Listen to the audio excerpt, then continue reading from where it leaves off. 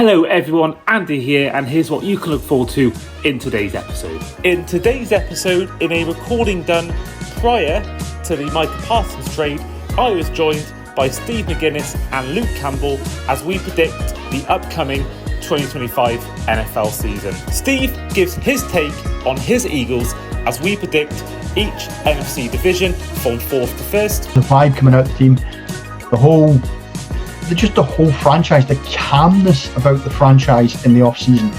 There's nothing there that says they can't win this division again. I disagree on Steve's take on CJ Stroud as we also predict each AFC division from 4th to 1st. I disagree with your take on CJ Stroud. I mean, you mentioned the big game. And me, Steve and Luke predict other categories in the episode, such as Comeback Player of the Year, who will have the first overall pick in the 2026 NFL Draft, and many more categories, including who we think will win MVP and which team we think will win Super Bowl 60. Hope you all enjoy. Hello and welcome back to the Across the Pod NFL podcast. The NFL season is here. We've made it. After a long off-season, it's now time to predict the NFL season for 2025. I am, as ever, your host today, Andy Davis. And once again, for our annual predictions episode, back with me is Steve McGuinness. Steve, how are you? I am absolutely raring to go. I cannot wait. Pre-season has been... It's not enough. It's just... It's a few good players, but it's mostly just, is anyone making the squads? It was nice to see all the 52 numbers. 52s were announced today, so we know who we've got going forward. I can't wait. We got what? Just over. What are we on the day? 27th recording this. We got 8 days till we play the Cowboys, and I cannot wait. Is that new gear you've got on? I don't remember seeing that before. Or have you always had that? No. This is this year's. This will be you when we meet in London for the NFL games. This is the Eagles jacket. That is really nice. For those audio listeners, he's got on, a nice green/white Eagles gear. Yeah, really nice. The college style jackets. So Primark started selling these last year. They had a really limited run of them, and I was fortunate I had someone live nearby who was able to get me one. But they should. I think they should be starting getting them back in round about now for the start of the season. So if you've got a local Primark. They tend to only have 8 or 9 teams, but swing by. Eagles gear was there last year. Raiders, Broncos, Chiefs, Cowboys, Giants, Jets, Dolphins. There was some good stuff in there, and it's really reasonable. Yeah, I remember. I don't know why this is the case, but I remember there was. I went to the Cardiff Primark, and there was in the men's section on the ground floor. There was exactly the team you said then. There was loads of gear from the teams. But upstairs, I looked in the women's section. We were walking past it. There was only Dallas Cowboys, which I was surprised about. I'm guessing because of the cheerleader program, but you got to think there should be more. At least the Chiefs, and there should be more than just one team in the women's section. But it's. I don't want to make some kind of comment regarding Cowboys fans being big girls' blouses, but maybe. Well, once again, we are doing our normal prediction categories. So these are predicting all 8 division and rankings from 1 to 4, as well as which 3 teams from each conference will make the wildcard places. We've also got for which team will be the surprise team, which team will be the flop team, offensive and defensive rookies of the year, offensive and defensive players of the year, comeback player of the year, as well as MVP, AFC champions, NFC champions, and who wins the Super Bowl. Well, this year, we thought we'd better start off with the winning conference, which was the NFC, and of course this lies with the NFC East, and it is where Steve usually goes first because his team is in this division in the NFC East. Now, Steve, give me your rankings for the NFC East from 1 to 4, or 4 to 1, whichever way round you want to do it. I'll go from 4 to 1 because I think that's appropriate. NFC East finishing in last place. Last year I called them the worst team in football. This year I'm still going to call them the worst team in football, the New York Giants. Nothing they have had. They got the first pick. They got Abdul Carter, who looks a superb prospect. They still have Malik Neighbors. They didn't address any of their problems at quarterback. They don't have a pass rush. They don't have a safe any kind of secondary. And they look and feel like a bad team. There's nothing but negativity coming out of that camp. And I saw that even the kind of cult heroes they released, Tommy DeVito today, he's heading up to the Patriots in Boston. I was very disappointed because, New York needs a bit of gabagoo. But no, they'll be finishing dead last. Just ahead of them, we'll be finishing the Cowboys. I don't think they've improved at all from last season, and they had a bad year. The Micah Parsons thing has really seriously affected morale, I think, within the team. He's not just like the best player. He's a captain. He's a guy that leads the guys around him. This public spat between him and Jerry, it's really, really damaging for morale. I've noticed there's been a few kind of fights in camp. There's something about the Cowboys this season that says not only will they finish third, but they could finish a distant third behind the team in second, which is going to be the Commanders. Really pleased for the Commanders fans that they got Scary Terry re-signed.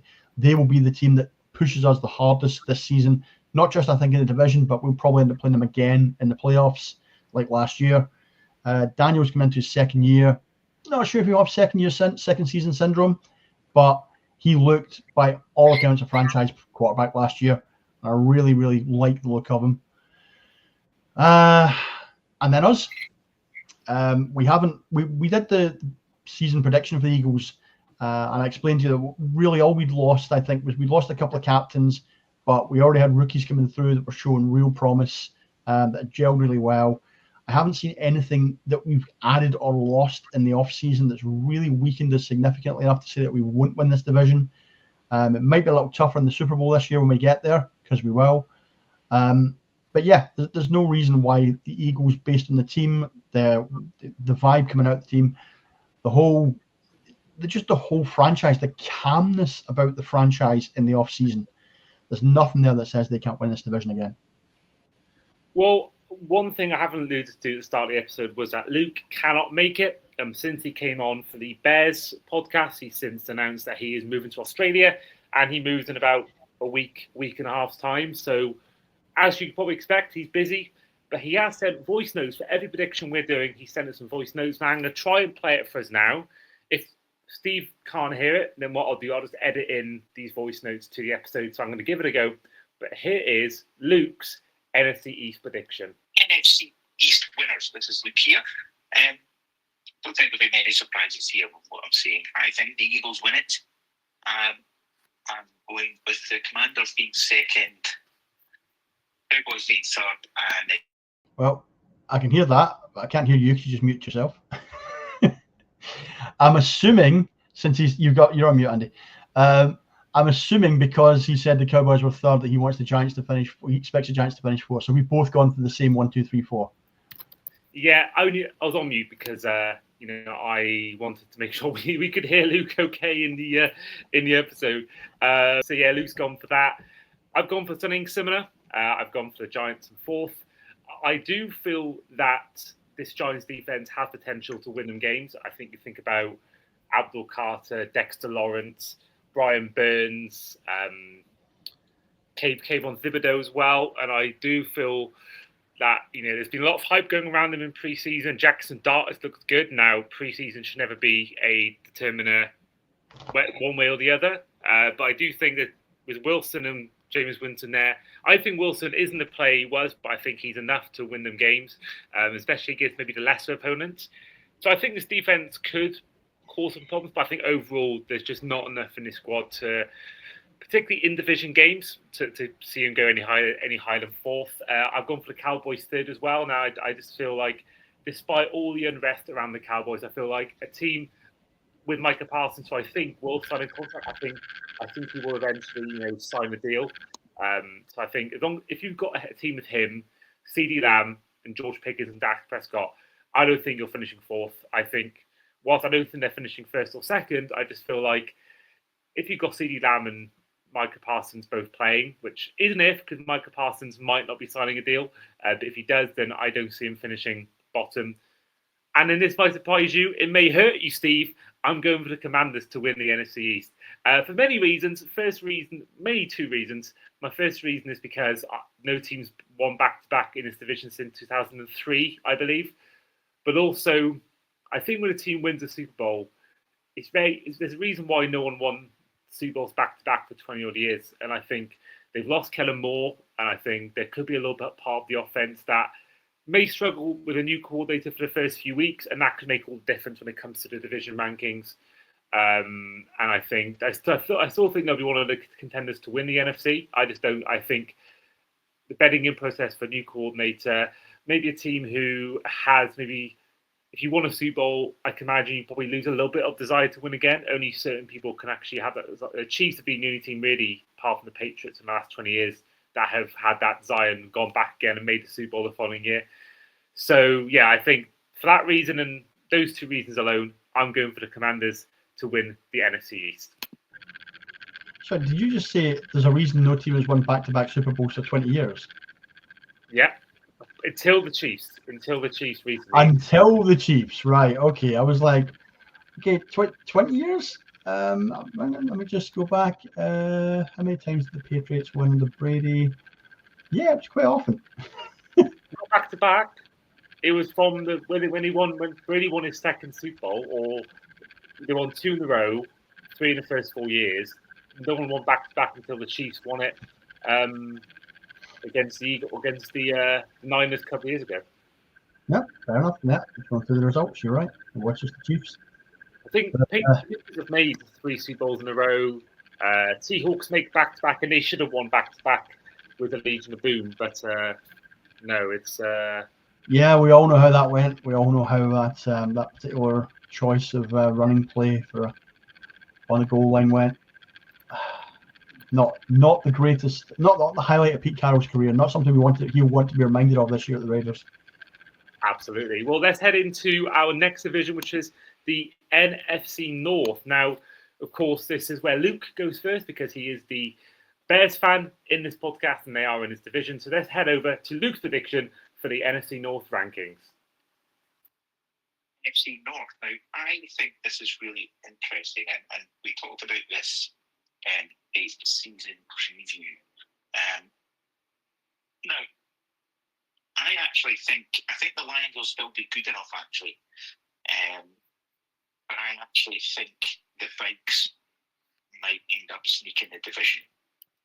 I flipped and flopped a little bit on this one, actually. I think it'll be very tight between the Vikes and the Lions because I think they're both really good. So I think the Vikes first, Lions second, Bears third, Packers fourth is what I think. But you might see 3 playoff teams from this division because I think they're all going to play well, except the Packers. Hate them. As you know, absolutely hate them. But there you go.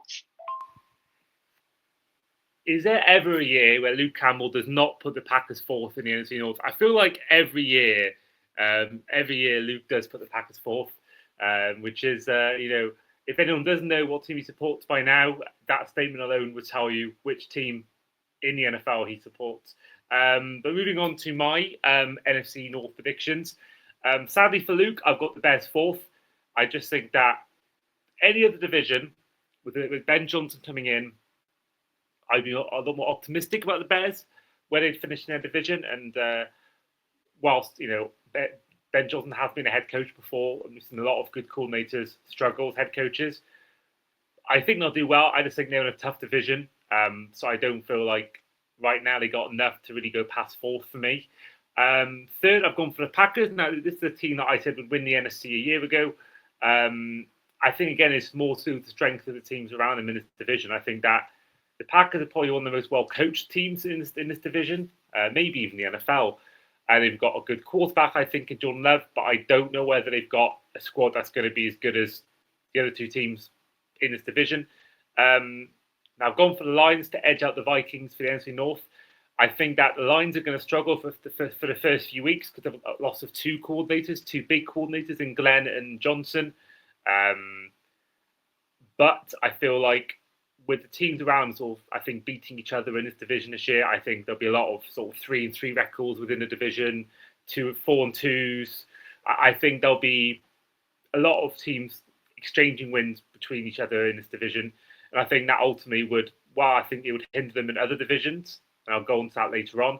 I think in this division, I think personally, with the quarterback and JJ McCarthy, who I think also will take a few weeks to settle in, I think he'll have a good year. But I think ultimately they'll also take time to set in. And I don't know whether the Packers and Bears have got enough to really take advantage in his first 4 or 5 weeks of the season. So I'm going to go for the Lions to win it with the Vikings second. Steve, we'll go to you for your NFC North rankings from 4-1. Yeah, and just to go back to Luke's one, Luke has predicted the Packers finish bottom of the division almost every time. Has he ever been right? I don't think he has. No. And we've been doing this for quite some time. But yeah, I'll go 4-1 as like I did before. Bottom of the division, sorry, Luke, it's the Bears. It's one of those, it's like, I'm still not convinced by your quarterback. He showed flashes last season. This is his second year. He's had more time to work, but he now has a new head coach. Yes, hopefully Ben Johnson does help him develop, but I still, there is no reason I have seen to trust a Bears wide receiver in this league, in fantasy or in any other case. DJ Moore is a player I absolutely love, and I think since he went there, he has been a shade of his old self. I don't think Roma Dunze is there yet. I just feel like everything about the Bears is what if and potential, and it's still not their year. They're still not there. They're still not ready. Loveland is a great draft pick, but again, it's not your year, mate. It's not your year. Packers are the third. I do agree with what you said about they have a good quarterback. They have a consistent team, but as they showed last season, even though they scraped into the wild card, they just don't have. They need a couple of players that just at that next level that kind of push them into the stage where you're saying these are real contenders, and they just don't have that. They're a good team, but they're not a great team. Whereas you go to second, I think it's going to be the Vikings, partly for the reason you suggested, which is new quarterback, J.J. McCarthy. Yes, the talent is there. They have Jefferson. They have Addison when he finishes his suspension. They have great wide receiving core. They have an immense defense, but I don't yet. I think a rookie QB, because bear in mind McCarthy was injured the whole last season. Yes, he's had time to learn the playbook, but has he had time to practice it and execute it in a competitive environment? No, not yet. They will be slow off the blocks.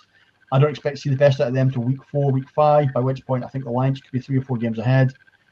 Then we've got the Lions. Yes, they have changed offensive coordinator. Yes, they have changed defensive coordinator, but they still have Dan Campbell. And Dan Campbell motivates players probably better than any coach I've seen in the league for a long, long time. Sometimes you have the guy that kind of puts the hand on the shoulder, says, right, you know what, let's just get on with this. Sometimes you have the guy who says, I want you to go out there and bite the kneecaps off. And that's Dan Campbell. And Dan Campbell has he has pushed players there who were, in my opinion, quite limited players to absolute, he's pushed them to heights you wouldn't believe. Yes, they will suffer the loss of Ben Johnson, I agree. But all that's going to result in is instead of a 14-3, we're going to see a 12-5. But the Lions will still win that division. Yeah, I agree. Listen, we've all got the same one. For the first time this episode, we've all got the same division rankings. Moving on to the NFC South. Now, this is where I go first. I think I found one of the easier ones to predict. I've gone for the Saints finishing 4th. I think they're going to be absolutely terrible. I don't think they're going to do much. I don't think this season. 3rd, I've gone for the Panthers. I think we'll see improvement in the win column, but I don't think it's enough to really, be testing these two teams ahead of them in the NFC South. And then between the Bucs and the Falcons, I've gone for the Bucs to win it and the Falcons to finish 2nd. I just feel I have, albeit watched a small sample size of Michael Penix. I don't know whether he's the guy just yet. And he's still pretty much, he's played a handful of games in the NFL. So I think he's still in a learning process. I think this Bucs team, is ready-made to try and compete. Maybe give Mike Evans one last chance of at least making a Super Bowl. And I think they'll be one of the contenders. I think they'll breeze to this division. I think the Falcons have made improvements. I think Bijan Robinson will be the guy carrying that more so than the likes of Drake London. Definitely like the likes of Kyle Pitts. And I do like their defense at times, but I don't think they've got enough. And I'm not yet convinced by Raheem Morris as a head coach, whereas I think Todd Bowles has had 3 playoff seasons in all 3 of his seasons as the Bucks head coach. Baker Mayfield looks as good as ever. Mike Evans has a good year left in him, I think. Becky Irving going into a second year, he could get even better. So for me, yeah, the Buccaneers are going to win this division. But Steve, how are you seeing the NFC South? Tough one. I agree with you, and I think I agree with most people on this. The Saints are clearly in a rebuild. They've been in cap hell for a few years. They have, aside from the likes of maybe Kamara, we talked about that kind of star power. Those players who are real difference makers, real playmakers. When your team's struggling, you want that one guy to make a big play. That they just haven't got anyone, and I think they know it. I think no team wants to tank, yeah, but you can tell when the owners in the front office are building a team whether they're intending to tank, and that's how the Saints have gone this season. Their QB situation was not helped by Carr retiring, and then you have to decide between Spencer Rattler and Tyler Schuff. Neither of them, I've watched a few preseason games, neither of them has looked convincing at all. There's no kind of big name at wide receiver. There's no kind of talent at tight end. The running back situation, Kendra Miller might have a season to break out. I think he has to, because otherwise they're not going to pick up his option next year. But there's nothing I've seen in the Saints preseason or in terms of the recruitment to say this is a team that's going to improve significantly from last year. They're just not. They're just terrible. I'm going to reverse your 2 middle picks. I am actually seeing the Falcons to say finish in 3rd. And it is very specifically down to what you said about the quarterback situation. I am utterly unconvinced by Michael Penix. Very unconvinced indeed. Kirk Cousins is sitting there on a massive contract. That hurts their cap space, and that's prevented them from bringing in other talent, I think, in the summer. They can't trade him because he's got no trade clause. He's on a huge amount of money. And I think it's at the end of next season before they can cut him. Him being there hurts the team. I was very surprised at the drop-off he's had since he left the Vikings, because I thought he was a surefire hit when he went there. But they didn't tell him they were drafting Penix, and that says a lot about the franchise itself. I love Robinson. I love London. I think they'll both have big seasons, but I think they'll be the sole high points in a very, very disappointing Falcons season. As for the Panthers, I think they were starting to show real signs of improvement at the end of last year. I love Hubbard at running back. I think he's very, very underrated. Bryce Young had a disastrous rookie season, and then he just came on little by little to the point where I think he could be their guy going forward. And one of the draft signings I think other teams should have traded up to take away from the Panthers is Tetairoa McMillan. I think he's going to be one of the standout rookies this year. And I think giving Young a weapon like that it's going to elevate the team. Defensively, they've not been the worst in that division. But to be fair, that is a division where there are no massively stout defenses. So, and then that moves us on to obviously the Bucks winning the division. That the Bucks have depth in almost every key position. You talked about Evans getting his one last season, going into playoffs, maybe making a deep run. I'd love to see it. I think he's a great player. I noticed that Godwin's been taken off pup today, so he can start training. He should be ready by week 3, week 4. They drafted Ibuka, who is again he's one of the top rookies, and it looks as though he'll actually get a very quick starting berth because they've got injuries elsewhere. And how can you not love Baker Mayfield? Just sticking it consistently to the Browns for the fact that he dragged them out the mire, took them to the playoffs, and then they cut him. Well, on that note, let's head on to Luke's predictions for the NFC South.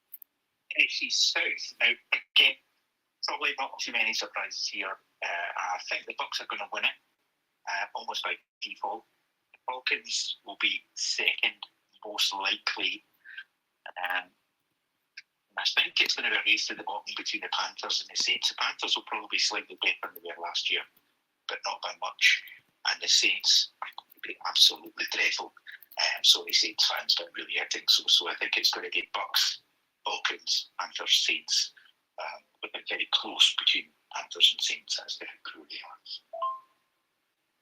Well, there we are. That is Luke's predictions for the NFC South. Now, moving on to the NFC West. Now, Steve, how are you seeing that division? So this is one of the harder divisions for me to pick this year because it's 4 teams that traditionally have always been able to take games off each other. And this season, again, none of them look kind of top of the tree Super Bowl contenders. They all look as though they're slightly better than the year before, but they all had pretty poor years last year, I'd say. So I am going to suggest that the Seahawks finish in 4th in this division. I think the loss of DK Metcalf really does hurt them. I love Jackson Smith and Jigba, but Sam Darnold is not. Sam Darnold is a placeholder. I think he showed at the Vikings last year he can manage a game really well, and if you give him good weapons, he can find them. But I also think Sam Darnold showed last year when the chips are down, when you need someone to come up big, he doesn't. He still doesn't have that extra edge that he needs. I do like their 1-2 punch. I think Walker and Charbonnet at running back is, for me, one of the best 1-2 punches in the league. I think Walker's durability comes into question, so Charbonnet will play a bit more this year. But again, can't fault it. So I think they're finishing 4th. 3rd is the Cardinals. I like Kyler this season. He's had his first full preseason after season of being injured during the year or being injured during preseason and just not having the time with his receivers, with his tight ends, with everyone to really get to kind of understand where they would go in their movements. I think Marvin Harrison had an okay rookie season, maybe a bit disappointing. I think he's primed for a massive breakout this year. Trey McBride, best tight end of that division, better than Kittle, and that's an argument that could be had. But I think Trey McBride is the best tight end of that division. I just think that there's a lot of positives for the Cardinals this year. I don't think they're contenders, but I do think they are better than the Seahawks, and I can see them winning 7 or 8 games. That then brings us to who's going to win the division. It's not going to be the Niners. There are too many injury issues there in the wide receiving core. It's like week to week, who's out, who's in, who's out, who's in. Even at running back, McCaffrey's still not. Is he 100%? Well, he's had a preseason, but does that mean he's going to last more than 2 or 3 competitive games before he breaks down again? The fact that McCaffrey is being listed in amongst the comeback player of the year odds says a lot about the fitness issues of McCaffrey, and I don't see him playing more than 6 to 7 games this year. I think he'll go down again, which leaves the Rams. I think they have consistency. I think Stafford this might be Stafford's final season. I think he's looking towards the end now. But I love Puka Nacua. I love Kyron Williams, who signed a big deal in the summer, so he doesn't have to worry about the money. Now he can look forward to just proving himself on the pitch because everything else is taken care of. It's just they've been the consistent franchise in that division for the last couple of seasons. They had the Super Bowl hangover, and then they came back better. So for me, the Rams to win that division. Okay, well, let's head on to Luke's predictions for the NFC West. NFC South. Now, again... Nope, wrong one. NFC West. Yeah, I think this could be really interesting. This is going to be pretty tight between the Rams and the 49ers, I think. I think the 49ers will probably just edge it, just purely because they have a lot more talent on the roster, but it could be really, really close. So I think it's 49ers, Rams. I think the Cardinals edge the Seahawks. Again, that might be close, but I don't think they'll be close to the top 2 at all. So I think that's my call. It'll be the 49ers, Rams, Cardinals, Seahawks. Well, there we are. That's Luke's predictions for the NFC West. And I think with the Rangers' connections with the Niners, I always knew he'd go for the Niners to win that division. For me, I've gone for the same bottom 2 as you two. I've gone for the Seahawks bottom, and I've gone for the Cardinals 3rd. For 2 reasons: the addition of Josh Sweat in Arizona and Sam Darnold being brought back down to earth when he's not in a Vikings jersey and hasn't got the best receiver or second best receiver in the league to throw to in Jefferson. and the best WR2 in the league in Jordan Addison. I think we'll see the old Sam Darnold. I think in Seattle, I think it'll be more Jets Darnold than Panthers Darnold. I don't think we'll see much great shakes out of him. I think Josh Sweat is, for me personally, the best off-season addition in free agency. I think it's a fantastic addition. For well, Steve, about your time as an Eagles fan, how good Josh Sweat is. Arguably could have won MVP in that Super Bowl if Hurts hadn't thrown that ball to Devonta Smith in the game. I think he could have easily, won that award, which leaves the Niners and the Rams. And I'm going for the Niners to win the division. Now, there's two reasons. Now, one reason is for me is because originally my whole plan was, the whole offseason was to have the Rams win the NFC. But the Matt Stafford back issue, I think, is going to ultimately affect them in terms of, is he going to be the same in the first 4 or 5 weeks? I think you get him, if they sneak home advantage or they sneak the division and have home advantage, I think they could be a team that could actually win the NFC. I think they got some great young defensive players like Braden Frisk, Jared Verse, Kobe Turner, and then you got Puka Nacua and Kieran Williams and Matt Stafford, who I think could still sling it. But if his back's not right, I think that's going to ultimately, I think what will be a tight division, I think that's going to ultimately cost him a few games at the start of the year. I think ultimately that's going to cost him in terms of winning that division. Ultimately, I think they'll probably go out in the divisional round. Being on the road, I don't think they'll be able to win otherwise. I'm just going to look at the Niners schedule a second, which is why, the other reason why I've gone for the Niners to win the division is it's an incredibly easy schedule, favourable schedule. So looking at their schedule, right? So firstly, I think McCaffrey will be back to his best. I think maybe not the season he had 2 years ago, but I think he'll be back to like 1,000 yards running back, maybe 500 yards receiving. But they've got to play the Saints, the Jags, the Falcons, the Giants, the Panthers, the Browns, the Titans, the Colts, the Bears, and the Seahawks, amongst other teams who are a bit harder. But their schedule is really favourable. And I think Kyle Shanahan, whilst I question his postseason coaching ability, he's great in the regular season. So for me, I think the Niners, purely because of that schedule and having, McCaffrey fully healthy, which is a big if because he's got a history of being injured, I think they'll just edge out the Rams to winning that division. So we're in agreement then that this defining factor in this is going to be injuries. Is Stafford 100% or is McCaffrey 100%? Absolutely, yeah. It is the defining factor of I think this division, more than any other division, is based on injuries. I think for that top two. I think between those two, it's not necessary. They'll both have issues with injury, but I think in terms of defense is where that's going to be settled. And I genuinely think the Rams have a better defense. Of all the teams we played in the playoffs last season, the Rams are the ones who gave us the most problems. And you mentioned Jared Verse there. We might hate him, he might hate us, but it does not change the fact that boy is an undeniable talent. He is as important to them as any other person in that roster. And I think we talked about guys who you've got who are the real stars and they step up when it absolutely matters. Verse, even as a young guy in the team, he shows that. He shows that passion and he shows that ability. And I think it's about having players like that. Just remind me, is Nick Bosa fit, or is he off at a rally again? I'm not sure. I need to check that. I actually don't know.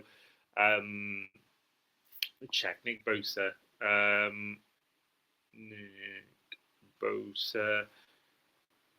So Nick Bosa, according to this, nothing is coming up here. Last update I can see on him was from the 14th, and he was sitting out practice due to "quote unquote" general soreness. So, well, I'm looking at the first. I've searched Nick Bosa on Google News. The first 3 articles that come up: Nick Bosa joined Sports Council restarted by Trump. Something fishy is going on with Nick Bosa at training camp, and ESPN have reported Purdy Bosa out for 49ers. Oh God, I thought it said alien, but it's Allen. I was thinking, what the hell has that got to do with? But so I can find an update for you from 2 days ago. According to Kyle Shanahan, Nick Bosa is dealing with an injury to his neck. He might be back at practice next week. Okay, well, if you have him healthy as well, and you got Fred Warner there, I don't think they're going to be competing for Super Bowls like they were a couple of years ago, but I think certainly to make it back to the playoffs as division winners, I can see them being one and done in the playoffs, but I think they can certainly, with that schedule they've got in their favour from being last in that division, I think they'll get back to some sort of respect again. Moving on though to the AFC East, which is where I come in as my team is in this division in the Dolphins. I wonder what you're going to predict for this one.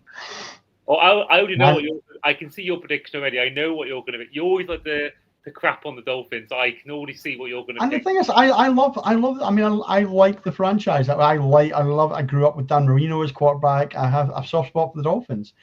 Unfortunately, that doesn't live in. If I have to live in reality, that doesn't translate to. I expect the Dolphins to win. I might want them to win, but I don't expect them to win. Well, I've gone for the Jets fourth. I don't. Again, it's a first-year head coach. I think you got three other way more experienced head coaches than Aaron Glenn. Justin Fields, I don't think he's the answer at all. I don't care whether he makes a good play in preseason, like I mentioned in our season preview of the Jets. I don't think there's enough. I mean, you got good players. You got Quinn and Williams. You got Sauce Gardner, Garrett Wilson, on his day, Breece Hall. But I don't think they got enough. And I don't think I can have a team who's got Justin Fields as my quarterback going anything higher than fourth, unless the Browns were in that division. So yeah, Jets fourth. I think Mike Vrabel is an amazing head coach, but I've gone for the Pats third. I think they'll be a team. I think they'll be sort of in the hunt for playoffs. I think they'll be a team that will be in that sort of 9th or 10th seed, trying to pushing for the playoffs till the final day. But I don't know whether they got enough yet all around. I think there's good players. I think Drake May had a really good rookie year. Trayvon Henderson looks a really good rookie running back for them. He's had some promising plays. Mike Vrabel, I think he can turn water into wine. He's a great head coach. But I think it's maybe a year too early. I think next year is where we'll really have beyond alert, I think, for the Patriots. And then Dolphins second. And then Bills first. I think that's pretty easy. The Bills are one of the best teams in the league.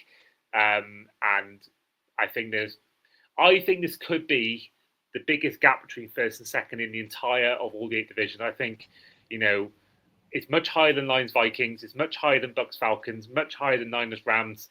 Much higher than Commanders Eagles. I'm looking at my other 3 divisions for the AFC. I think there's none. There's no other division, I think, in this whole NFL that's will have a bigger gap between first and second. So I'm going for the Bills first, Dolphins second, Pats third, and the Jets fourth. Now I'm looking out on the schedule who is next to speak, and that is Steve. So Steve, take it away with your AFC East predictions. Before I start, you skipped over entirely there why you think the Dolphins are going to finish second. I want some justification on this. Come on. All in good time. All right. Well, if you want me to go first, you're not going to like this. Okay. So, bottom of the division, finishing last, the Dolphins. I knew it. I knew you were going to say that. Right. And here's the thing, right? This is a combination of things. So this is a combination of a really, really bad preseason where I've watched all your preseason games. I've watched your running game. And I've been like, even with A-Chain in there, and I love A-Chain, yeah, you have no run game at all. Jalen Wright is absolute trash. You let Moss there. Only 3-0 in preseason. The preseason results don't mean anything. What matters is how the team plays, right?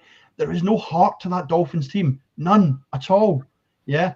It's like I've watched everything about it. I'm like, there's no consistency. There's no flow in the wide receivers, the way they run the routes. There's no aura about anyone playing at QB. The offensive line does not look strong. Okay. Wright looks terrible as a backup. You're going to rely on A-Chain to carry you with like 1,000, 1,200 yards. Tyreek Hill's in his last year. Waddle needs to step up if you're to have any chance at all this season. And my God, your secondary is awful. It is really... You won in preseason, and I have no idea how. Your secondary is complete trash, right? If you go up against any contender, you're going to ship 35 to 40 points. Yeah, I mean, that part I do I completely agree with. I mean, the secondary is going to be our biggest weakness. I think even more than the offensive line. I think with Austin Jackson back, I can see that being potentially better. And I do think Ollie Gordon could be the guy that actually could step up as a second choice running back over Jalen Wright. I think the Matthew Judon signing is really exciting for me. I think he brings experience to that team. I think we've just signed Saul Douglas to add to the secondary. So, yeah, I don't think it's as bad as everyone makes out with the Dolphins. And, I think there's certainly, definitely don't feel we're finishing last. I definitely don't feel like we're finishing last. So I'm taking the Jets to finish third. And the reason the Jets are finishing third is for the exact reason that you just said, that it's not the answer. The answer was they needed a quarterback. Okay, they already have Breece Hall, they already have Garrett Wilson. They needed a quarterback who is mobile, so that teams can stop queuing on Hall, because that was all they had to do last season. Rodgers was terrible. Rodgers couldn't throw to save his life, so they just keyed on Hall, and it limited his running ability. This season, with a much more mobile quarterback, Fields might have slight accuracy issues compared to Rodgers. Actually, no, he doesn't, because Rodgers was terrible last season with his accuracy as well. I think Fields will get a lot more yardage on the ground for them. I think he showed at the Steelers he is capable of leading a team to a winning record. And that was, with my opinion, an offensive core which wasn't that much different to what he has just now. Yes, they have a new head coach, but I still feel as though the Jets this season will be a big, big improvement over the last season. And I think the Pats will finish second. There's a vibe about the Pats. There's a kind of belief around the Pats, not just the guys that they drafted, because they drafted really well, don't get me wrong. Vrabel brings a certain gravitas to the head coach position, and he's got a lot of people getting into his way of thinking very, very quickly. They have drafted well, and they have brought in some great veterans in free agency, which I think will help Drake May. I think actually their wide receiving core is going to surprise a lot of people this year. Demario Douglas last year was their guy, really in a bad season, in a down season. But I think this season their run game will improve because it's a Vrabel team. And I think what that will do is create more opportunity for May to go deep and to get, and to run various routes which will suit his wide receivers better. Bringing in a veteran presence like Stephon Diggs, you can never downplay that. Even if Diggs isn't quite the guy he was at the Vikings, doesn't quite have the legs he had at the Vikings and the Bills, he's a veteran presence that will help a very young wide receiver core develop tremendously. But yes, I agree with you on the Bills. This could be a very, very big gap between first and second. I don't see the Patriots winning more than 8, maybe 9 games. I can see the Bills winning 13, even on their current schedule. And there's just, I want to see the Bills have drafted well or drafted badly or brought players in free agency, but nothing changes at the Bills. The Bills are just consistently good. They don't have, with the exception of Josh Allen, you don't look around and go, everyone here is a star. James Cook made a little bit of noise in preseason, but then he got his contract and he'll knuckle down. He's got a great head coach there in Sean McDermott. The whole franchise is just stable. And next season they move into the new stadium, so the whole kind of like wanting to give the Highmark it's called stadium a big send off this year. I think they will be very, very hard to beat at home. I think that the fan support will be incredible. I think that's going to drive them on this year. Well, let's head on to Luke's AFC East predictions. AFC East again. No real shocks here. Well, maybe one actually, and this is probably going to hurt you, Andy, more than anything. So the Bills are going to win it by 100 million. I think everyone's agreed on that. But I think the Pats might end up surprising everyone and maybe edging second in the division. I think the Dolphins finished third. I'm really sorry, Andy, but I don't want to have a sneaky feeling that they may not be as good this year. And I think the Jets finished still last. They just won't improve that much. They have some good players in the roster, but I don't see it being a 1-year turnaround. I think there's more to do on their side. Well, there we are. That is Luke's AFC East predictions. Now, heading on to our next division, which is going to be the AFC North, which is back with Luke for his AFC North predictions. AFC North. Well, I don't think it'll surprise anyone to say that the Ravens will win this, with a few games to spare, actually, maybe a couple of games over the Bengals. The Bengals haven't really solved their defensive issues. I still think that they'll finish a tidy second in this division. And that's, I think they'll make the playoffs. I initially had the Steelers over the Browns, just purely on the basis that the Browns are a very dysfunctional kind of organisation at the moment. But Steelers are not going to be good with Aaron Rodgers there, are they? So I actually think it's going to be Ravens, Bengals, Browns, Steelers. There we go. The Browns third. Wow, that is the first hot take you could argue of the episode so far. I think the Browns are going to be terrible. But there's Luke's predictions. That is his AFC North predictions. Heading on to the next person to predict, which is going to be me with the AFC North. Now, for me, I think the Browns are bottom. I just mentioned it then. I think maybe not going to be the worst team, but I feel they got much there to be excited about. I do think Shadur Sanders will play at some point for them, and I do feel like he could surprise people. But I don't think he got enough. Even with Stefanski, who I think is really good head coach, really good coach there, 2-time coach of the year. Third for me is the Steelers. I think Rodgers will be fine. I think it's more to do with the strength of the other two teams in this division. I think they're a 9-8 kind of team, and I think they'll be edging close to that playoff spot. But I ultimately think that the two teams above them are just way too strong. Which leaves the Bengals and the Ravens. And I'm going for the Ravens to win this division. I just think if you're going for offense alone, I think the Bengals could be that top division. But I think the defense was so bad last year. They haven't improved it. Yes, they bought in Jameer Stewart, who has signed the contract eventually. Obviously, Trey Henderson signed a 1-year deal. I don't think they got enough. They were bad enough last year when they had Hendrickson. And they only had one real piece to that team. And even he, when you're already trying to get money and you're not even played a snap, that worries me a lot about Jameer Stewart, whether he'll be actually a success in the NFL. So yeah, for me, they'll be second. I think they'll be the kind of team that will win games 35-31 and lose games 43-31. Their offense will be great. I think Burrow will be good. T. Higgins, Jamar Chase, Chase Brown. But I just think, the Ravens are just too strong. I think they'll win this division. I think Lamar Jackson, Derrick Henry, Zay Flowers, the whole defense, John Harbaugh. It's a good team, and I think they'll ultimately just be too strong for the Bengals. Steve, how are you seeing this division? So I'm still recovering from Luke predicting that the Browns would finish third. The Browns are a hot, dysfunctional mess of a franchise. Okay. If Sanders does end up playing at quarterback this season, it's just going to be Johnny Football all over again. Okay, he'll come out, throw a few flashy plays, get sacked, the team will lose. I mean, he got sacked 5 times in preseason in the last game, right? Having thrown, I think, 3 consecutive passes for 14 yards. Nothing about him says he has any connection to his receivers. His receivers there are a very, very average bunch. They had the whole thing with Judkins, is it, the running back they drafted, who then is the only first-round pick who still hasn't signed a contract.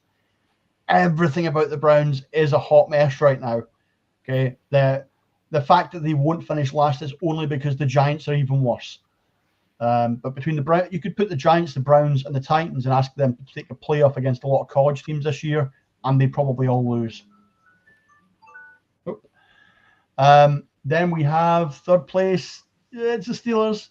It's a 9-8 season, maybe an 8-9 season. I don't know. It's a 9-8 season because it's Mike Tomlin, and Mike Tomlin teams always finish 9-8. He doesn't have losing seasons, but they haven't improved. I do like the fact that they added DK Metcalf. I thought that was a really good addition, but at the same time, they still have issues at quarterback, and I don't see that that's going to improve this year. So they're going to be the steady mid-division team they always have been. They're not going to threaten for the playoffs. They might get the 9-8, but only after they've been eliminated from contention by week 14. which leaves you the Bengals and the Ravens. The Bengals still haven't sorted out their O-line problems. The Bengals still haven't really improved the defense. Yes, they finally got to agreement with Trey Hendrickson, but Trey Hendrickson was about the only highlight of a very, very mediocre defense. The Ravens, I mentioned earlier about how the Eagles and the Bills, teams who are just consistently good because they're well run from the top down, that's the Ravens. And again, Lamar will be in the MVP conversation this year. Derrick Henry will be the MVP conversation because Derrick Henry is Derrick Henry, and he is just an absolute tank of a man. They have good wide receivers. They're not great wide receivers. I like Zay Flowers, but I would not put him in that kind of top 5 tier. I wouldn't put him in the likes of Jamar Chase or Justin Jefferson. So they'll always have guys who are good enough to make Lamar look good, but Lamar will just he knows that division. He knows those teams. And they've tried 100 different ways to get to him, and they can't. He's a generational talent. I love the guy to death. I really do. So the Ravens to win, the Bengals to finish second. If the Bengals could just fix their O-line, they would have a chance. But I'm pretty certain we're going to see Joe Burrow doing a Benny Hill sketch on a regular basis. You know, the theme music going off, and I'm just running around in circles with 5 guys chasing him. That's pretty much going to be him all year. He's going to have to play a lot of hero ball to get them second place.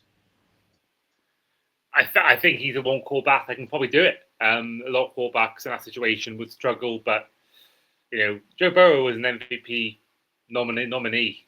I believe he got 1 vote in a team that was terrible, but they got hot towards the end of the year. They got really hot. I think if the season was 1 game longer, I think they might have made it into the playoffs. I think no one would have wanted to face them. So I think if they carry on that momentum, they could surprise people and win that division, but I just think that defense is too problematic for them to even compete for that division. Moving on to the AFC South, and we're heading to you, Steve, for your AFC South predictions from 4-1. The AFC South, or as it's known, the wildcard bye division, because whoever gets them in a wild card has an easy win. This division is... The Chargers lost to the Texans last year. Yeah, but you've got to bear in mind the Chargers always charge things up. Every year, like there are certain teams who they charge things up, they jets things up, and they jags things up. Those are the 3 teams who you can rely upon when they're in a winning position to make mistakes and lose games against teams they shouldn't lose against. But the AFC South, bottom of the division, and in contention for worst team in football again, the Tennessee Titans. I like the addition of Cam Ward, but I think he's arriving at a franchise which is a complete mess. It's been a rebuild now for 2 seasons, and I think this is the 3rd rebuild season. They have a terrible owner, genuinely terrible owner, who just makes things worse week by week. It's like he makes Jerry Jones look like a shrewd negotiator sometimes. He's just a horrible, horrible human being. And that's the thing. When you have a really bad boss, it filters all the way down from the top, all through your team. You create a negative mentality. You need to have positivity from the top of the organization. They just do not have that. So, Titans last. Then with Danny Dimes under center, it'll be the Colts. I want to say I'm disappointed they're not showing any faith in Richardson, but I'm not surprised they're not showing any faith in Richardson. He's had 2 seasons. He's been injured. He's been inconsistent. He has the build and the kind of like drive of a Cam Newton, but none of the accuracy. You've got a big scrambling quarterback who can't throw. Well, that's not much use at all. I would not be surprised if the Titans do not pick, if the Colts do not pick up his 5th year option. Would not be surprised at all. In fact, he may even get traded at the end of the season. Which leaves the Jags and the Texans.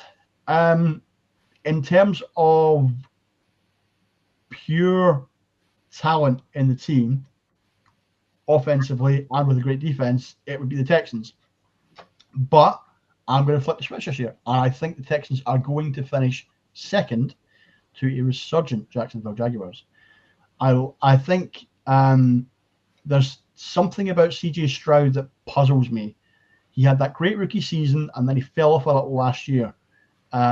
He doesn't quite seem to have that ability to step up in the big games make the big throws. He relies a lot on his wide receivers kind of getting. He relies more on them getting wide open than his accuracy finding them. A lot of his plays last season. He's also missing Tank Dell, who I think is his best wide receiver. I know everyone loves Nico Collins, but I think that team flows through Tank Dell when he's fit. I'm still not convinced by their run game. But they have, defensively, I think they have the best. Okay, they just have the best defense in that division. But the Jags, it's not even the hype around the Jags, it's the vibe around the Jags this season. They are so positive in everything they've done. I have genuinely fallen in love with Travis Hunter, with the way he's embraced the franchise, with the way he's handled himself since he was picked, with the way what he's done in the team. I still don't think they'll play him two ways. I genuinely think they'll run him as a wide receiver, and I think him and BTJ as a 1-2 combo, that is the best in the division by a long, long way. If they run him in both two ways, which you could easily do, he will improve their defense massively. I think Trevor Lawrence, he had that big hit last season that took him out for most of the year. We talked about it a lot when we did the end of season stuff. I think he has something to prove, and I think he is so comfortable there now in the team. The team is completely behind him. He is bought into the franchise. I don't see the accuracy issues that he had maybe in season 2. I think he's in his big contract now. He's in his prove it years, and I think Lawrence this season will be a real star. Probably the best quarterback in that division. I disagree with your take on CJ Stroud. I mean, you mentioned the big game sort of element. I mean, he's won 2 playoff games, and he was a central part to both of those. And even in that Chiefs loss in the playoffs last season, that was not his fault he lost that game. There was fumble after fumble, mistake after mistake. I think Stroud's the opposite. I think Stroud is a guy you can rely on in a big game. I mean, to be sacked the second most times in the NFL last season and still guide them to a winning record, guide them to the playoffs, and to beat a team that is really well coached in Jim Harbaugh. I think Stroud proved it last year as well in the game against the Browns that he can do in the big games. And I just think he's just, unfortunately, he's got a bad O-line. I think if you put him on a lot of teams with good O-lines, I think he possibly makes a Super Bowl, if not conference championship. I just think that ultimately, and he's done it, with injuries to big players. He lost Stephon Diggs towards the end of last year. You mentioned Tank Dell. Nico Collins went down at times, and he still managed to get wins. So I think Stroud is the future. I think he's definitely not on Allen or Lamar or Mahomes level right now, but for me, he's in that top 5 conversation for me. I think he is a really good quarterback, and I think what was a poor season for Texans last year, I think he was the reason why they won games and actually won that division. I think they're going to have to really seriously rely on him the year, because obviously you've seen the Joe Mixon situation. So in terms of running back, they have a lot of issues there. They're going to. I think I saw today, yesterday, that he was going to be back after game 4, maybe. Where's the article on Sleeper? There's an article about this. I can't find it. I know there's an article about Najee Harris being made active. There was something about Joe Mixon that he's going to miss. No, I've got it here. Joe Mixon will be out. They expect him to be unavailable for at least the first 4 games. He will be eligible to practice in week 5, but even then, they're not setting a timeline for his return. And if you've got your star running back missing for the first 5-6 games, you've got to rely on your quarterback. And at the same time, yes, they signed with Nick Chubb, but Nick Chubb is not the Nick Chubb of the Browns 3 years ago before that injury. So there's a lot of issues with that offense. They will not be as powerful as they were last year. Well, could we see a Dameon Pierce resurgence? Let's head on. No. And I loved him. In his rookie year. I thought he could go on to be something really great. And then he just didn't. He just fell away. Yeah. Well, let's head on to Luke's AFC South predictions. AFC South. Texans. Jaguars. Colts. Titans. The Titans, they're going to be in the mix for the worst football team this year. just won't see the talent there at all. I think the Titans will really struggle to win games this year, even with the new QB in place. Texans are going to be interesting because they've got a couple of good rookie wide receivers in, but they've made some changes, so I think it'll be interesting. But I still think that they win the division. There's Luke's. Well, my AFC South is the Colts last. Hot take. It's that quarterback room. I don't like it at all. I think Richardson. I went for stupidly last year to win MVP. Not doing that again. Absolutely shocking prediction. I completely forgot that. I totally forgot that. It's this year. I think it's the worst pick. I think in all our years doing these predictions, I think it's either that or saying the Jets win the Super Bowl with Aaron Rodgers. I think it's, he's proved not to be anything that good. Daniel Jones is not the answer. Like Justin Fields, I mentioned with the Jets, he's not the answer. And I think that there's a lot of problems there. I think their tight end could be good. I think they've got, some good players on defense. You think about Quitty Pay. I can't think of what they have now, but we talked about in the Colts podcast about the players they had. But I just think ultimately the quarterback room is that bad, and I don't really see it being being good at all for either of them. And I think the Titans have got third. I just think Cam Ward is going to be good, and I think he's going to not do what Daniels did the year before or Stroud, where he's going to take him to the playoff. But I think he'll see him improve massively. I think he has Rookie of the Year potential for me, and I think he could turn his franchise round. I think not year one, but I think enough to take them to third place. I've gone for the Jags second. I think they'll be really good. I think I totally agree with your Trevor Lawrence point. I think he'll have one of his best years of his career. But I think the Texans are just going to be too strong in most aspects. So I'm going to give the Texans the AFC South. Moving on to our final division, which is going to be the AFC West, which is going to be with Luke. So Luke, take it away with your AFC West predictions. AFC West. This is a really interesting division this year, isn't it? Each, I think, will still have enough to win it. I can't see them taking that much of a step back from last year, that they won't have enough of the time to take the division. But the big conversation is how good the Broncos may be this year.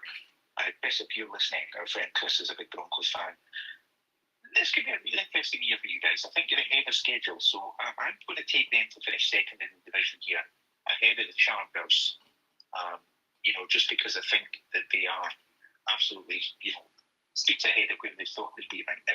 And I think the Raiders, again, much like the Jets, they're not a 1 year back up again. I think this is a couple of year project, this one. So as for prediction, I think it's Chiefs, Broncos, Chargers, Raiders. Well, there we are. That is Luke's AFC West predictions. Coming up next with the predictions is going to be me, and I'm going to put the Raiders fourth.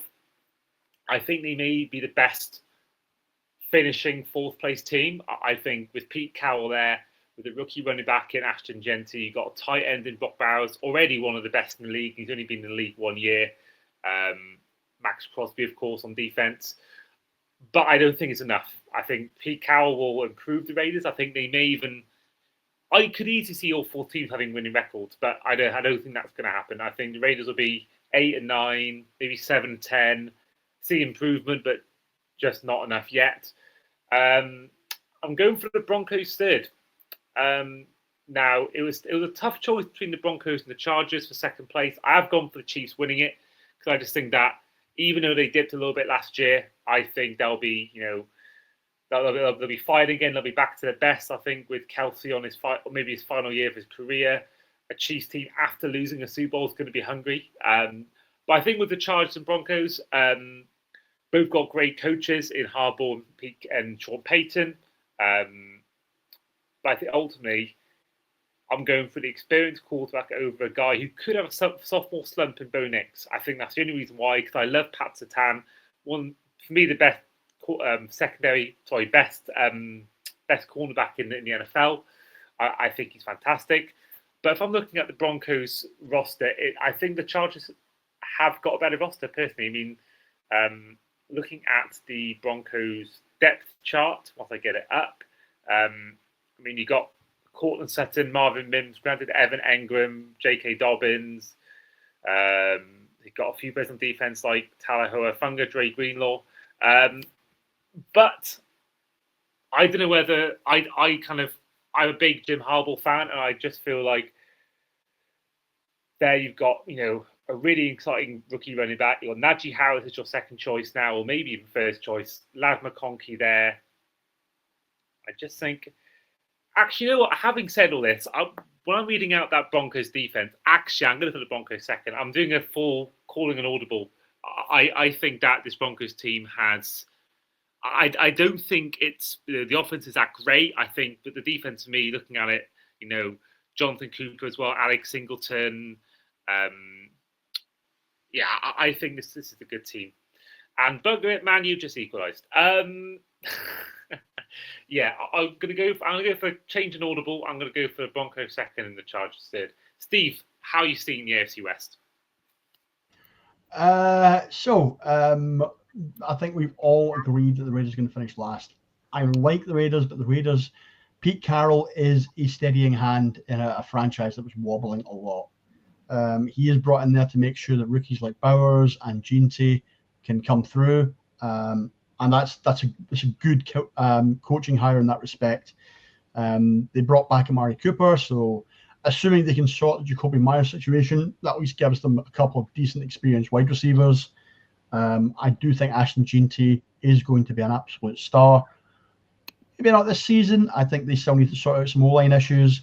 You mentioned Max Crosby. The Raiders' defense has always played hard and always will play hard. But at the end of the day, they are in a very tough division. Pete Carroll is a great coach, though, and I think in terms of next season, we will not be placing them in last place. I think next season we will see a lot of progress from their younger guys this year.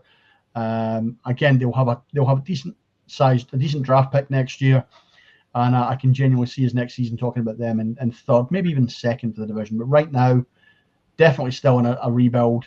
I don't see more than 6, maybe 7 games won. It's a tough division against 3 very, very good teams. Third place, it's going to be the Chargers, and I hate saying that because I do like the Chargers. I love Justin Herbert as a QB. I think Ladd McConkey broke out last season in a way none of us expected. They brought Keenan Allen back. He already had a great combination with Herbert, so now they've got that 1-2 punch. On the ground, they just have. I think Marion Hampton could be a player that we need to really watch this year at running back.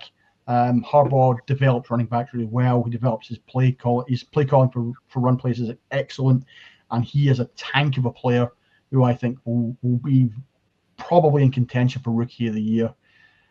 But I then look beyond that, and I just don't see an awful lot. It's going to be a hard team to play against. They made the playoffs last year. Texans beat them because they charged it up. I don't see Harbaugh letting that happen again this year, but the problem is he's in a division with 2 teams who have recruited better than he has this year. And I think that they're going to struggle a little this year. They will drop back. I can still realistically see them making a wild card spot. I could see them getting 9, maybe 10 wins. But divisionally, aside from aside from expectingly taking 2 games off the Raiders, they are at best going to split with the other 2 teams in the division. So it's going to be their results out of division this year. Second place, Super Bowl hangover, Kansas City Chiefs. There's always one of the 2 teams has a Super Bowl hangover, and it's not always the winner.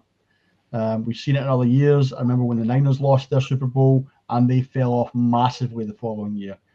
And I think the Chiefs this year, Mahomes is Mahomes, but Mahomes showed signs of weakness last year. He showed signs of kind of, trying to force stuff that wasn't there because he didn't have the receiving core. Travis Kelce has definitely shown that he's dropped off. His head has been turned ever since the whole Taylor Swift stuff, the whole engagement this year.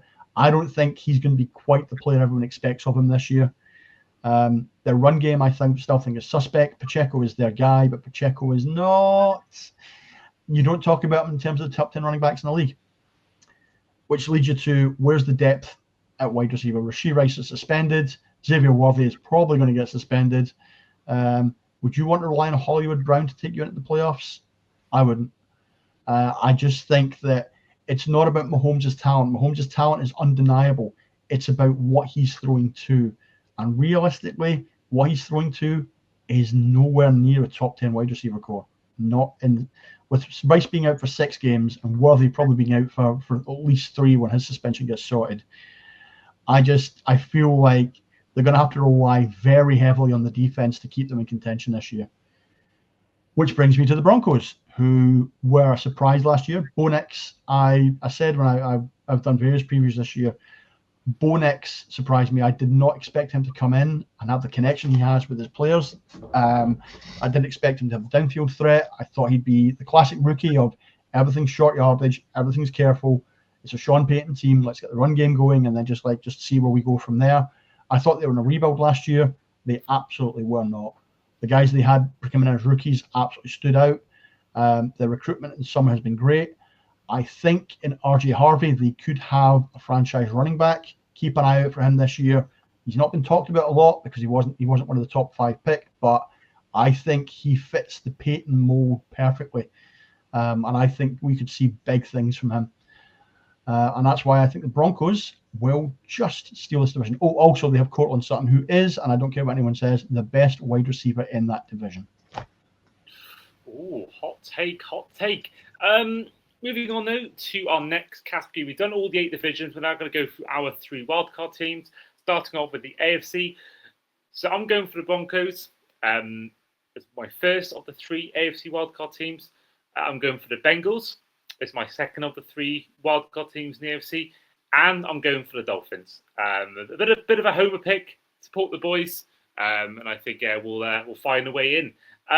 Moving on to who will be next, predicting the AFC wildcard teams. That is Steve. Steve, hit it away with your 3 teams. Yeah, I think that the wildcard this year, I think the Bengals will get it, finishing second to the Ravens. I think the Chargers will pick it up, and I think the Chiefs will pick it up. I think there'll be 3 teams from that division going through. Interesting. Now let's head on to Luke's 3 AFC wildcard teams. AFC West. Oh no. The AFC playoff teams. So I have the Bengals, I have the Broncos, and I have the Jags. I think those 3 teams will be good enough to have wild card spots. But it will be really, really interesting. I think the Jags will bounce back. They were so bad last year, they might possibly be as bad this year. And I think the Broncos, again, like I mentioned before, they're ahead of schedule. I haven't seen them doing well this year, so I think they're going to do good. But really interesting. Right, so that is Luke's. He's gone for the Bengals, the Broncos, and the Jags. The Jags is someone I did think about, to be fair. Moving on to the NFC wildcard teams. First up to give their predictions is going to be Steve. So, Steve, take it away. So for the NFC, again, I think they'll push us close to the division. I can see the Commanders getting one of those wildcard spots. Second one's going to go to the Vikings, because I still think the NFC North is a supremely competitive division with 3 great teams and the Bears. Sorry, Luke. And I think the Niners will get a wildcard berth based on it's just the Rams and the Niners. It was one of the hardest decisions as to who was going to win that division. I think both of them could win 11, maybe even 12 games. Okay, so then Luke's going to give his 3 NFC wildcard teams. So I can guarantee, without knowing who he's going to say, I reckon the Bears will be there. NFC wildcard teams will. Detroit, the Bears, and the Rams. There you go. Did you just say the Detroit Lions? You said them to win the division. Oh, you said the Vikings. Ignore me. That's what I think. In the wildcard spots, but I think it's going to be really, really interesting. I think for the first time you have 3 playoff teams in the NFC North. Because that's the way I'm rolling this year, and I personally think half. There we are. That is Luke's 3 NFC wildcard teams. Next up to give their 3 teams is going to be a Oh, it's going to be me. Apologies. You've already given your 3. So I am going for the Eagles as my first of the 3 NFC teams. I think they'll be the strongest of maybe of all the wildcard teams in terms of record. I'm going for the Rams. I think once Stafford gets back, they'll take a few weeks to get going, and then I think they'll be fine again. And then the Vikings. I think the Vikings will get in. I think McCarthy's going to have a good year. I really do have high hopes on the Vikings making it in. So, yeah, there we are. The 3 NFC wildcard teams are done for both of us. Now, moving on to who we think will be the surprise team of the NFL this season. This is where Luke comes in first. So, Luke, take it away. I actually think it could be the Jags, actually. I think the Jags are the ones that horribly underperformed last year and really could be very, very good this year. So that's who I'm level with. I think I just think Trevor Lawrence has got a lot more to show, and they were just so bad last year that they've got to be better this year. And I'm not sure it's a surprise, but for a lot of people, maybe have lower expectations. But I think it will surprise a lot of people. There you are. Luke has gone for the Jacksonville Jaguars as his surprise team. Moving on to me. So my surprise team is going to be the Miami Dolphins. There's a reason why I didn't say much before, because I wanted to save it for this segment of the podcast. I think everyone's writing us off, and I think that is partly the reason why I'm going for us as a surprise team. But you think about, we're only a year removed from us being a team that we thought were going to challenge for the AFC East and win that division. Let's not forget, though, the players that we have in this team. You think about on offense, this is all provided everyone stays healthy, because that's been the biggest problem for us the past 3 years under McDaniel. Everyone staying healthy. If you got a team with Devon Achane healthy, Austin Jackson healthy on the offensive line, Jalen Waddle, Tyreek Hill firing, Bradley Chubb, Zach Sealer, Jaden Phillips, now you got Matthew Judon. There's a lot of weapons in this team, and I think people are quick to rise off. Now, I'm not sitting here and saying we're going to be challenging for Super Bowls or challenging for the division, but I think for a team that everyone's saying is going to be really bad, I think by making the playoffs as a 7th seed, that will surprise, I think, a lot of people. Because, the issue has been staying healthy, but when Tua was healthy, we won games and we looked competitive. Now, I think last year we would have made the playoffs had Tua been healthy, because the games that we lost, I think we would have won maybe all but one of them without him. And I think you look at the kind of players we possess, I've mentioned a lot of them there, but, I think Minka Fitzpatrick being back as well, I think is big. I think he is maybe a slight upgrade on Jalen Ramsey, mainly because of age. But I just think that people are really quick to write us off. I don't believe we're as bad as everyone says we are. I don't believe we're going to win games. We'll probably, still lose games to teams in cold weather. We'll lose to teams who've got winning records. But if I'm looking here at the schedule we've got for the upcoming season, we've got games against the Colts, against the Jets twice. That's at least probably 1 win, if not 2. The Panthers, the Browns, the Commanders on neutral venue, the Saints, the Steelers. So I think, and let's not forget, Tua is undefeated against the Patriots in his career. I just think that everyone's writing us off. Everyone's saying we're going to be this, we're going to be 6 wins, they're going to get rid of McDaniel, going to get rid of Tua, going to get rid of this, that. I think there's players in this team that, if they stay healthy, cause a lot of problems. Bradley Chubb, I think having him back is going to be so crucial to this team, as well as Austin Jackson, who really allowed the run game to flourish when he was there. I think the Dolphins are getting a lot of stick, and I think we're going to surprise everyone and make the playoffs as the 7th seed. I think I believe we call that copium. I don't know what that word means. I'm pretty sure the listeners will know what we're talking there. You have been taking a lot of copium, because the Dolphins are going to be terrible. So to go with the surprise team, I am actually in agreement with Luke. I think the Jags this season won't just win the division. I think they can make a playoff run. I think they can win the wildcard game, and I think they can go ahead and very possibly get themselves to the championship game. It's not a strong AFC this year. I know we talked about how it's competitive in the division, but I actually look at it and say, would I take all the AFC teams to play all the NFC teams week on week? I think the NFC would absolutely trounce them. I think there's way stronger teams and players in the NFC this year. But I can see the Jags making a deep playoff run. And I'll put a name out there for you that you should definitely keep an eye on. He'll be the third string running back for the Jags at the start of this year, Baishal Tutin. Yeah. So they have brought him in because Etienne is in the contract year.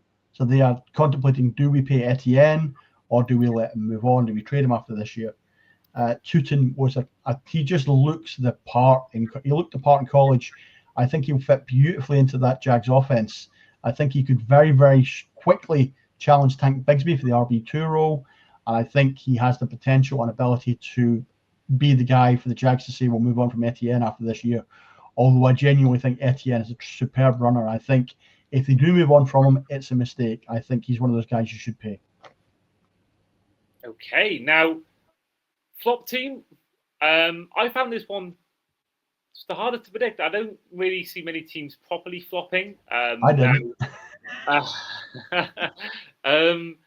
Now, you look at teams like the Browns and the Colts, but everyone's expecting them to be bad. Everyone's expecting them to, be bad. But I did originally think the Broncos, because everyone was having them down as, potentially winning the AFC West, and I thought, nah. But I've got them in the playoffs. So I can't really have them as my flop teams. I'm going for the Bears, I think, because everyone's expecting Ben Johnson to work his magic. Everyone's expecting him to, have the same impact he had with the Lions. But as I said before, and in many other episodes in the past, just because you're a good coordinator, that doesn't mean you're going to be a good head coach. And I think Caleb Williams has yet to prove that on a consistent basis. I've seen him throwing tantrums in practice because he missed a target. I think they're going to be, certainly not a 5-win team, but I don't think they're going to be anywhere near the team that everyone's expecting them to be with Ben Johnson. I can't put any faith in a man who hasn't been a head coach yet. So for me, give me the Bears as my flop team. Now, next up to give their predictions for the flop team is Steve. So, Steve, who is going to flop? And I'm worried about your answer here. I'm really concerned about what you're going to say in a second. It's going to be the Dolphins. Here's the thing. It's a franchise on the slide. Okay, it's a franchise where you've had a coach who came in and he made an impact when he came in. And you expected them to kind of strengthen and deliver and kind of, make the team contenders. And then last season, you weren't. In fact, you went backwards. And then you look at the recruitment this summer and you say, yeah, we brought back Minka Fitzpatrick. It's like, yeah, you brought back one good player. You drafted poorly.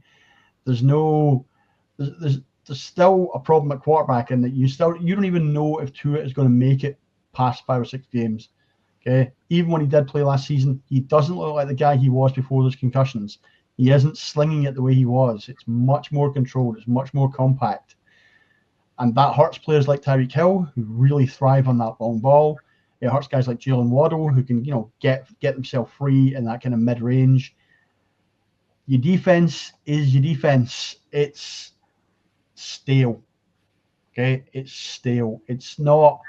You didn't draft anyone this year where I looked at it and went, that's really going to improve that defense. You didn't bring anyone in free agency where it says that's really going to improve. You basically stayed where you were. And in the NFL, if you don't bring in players that improve your team, you go backwards.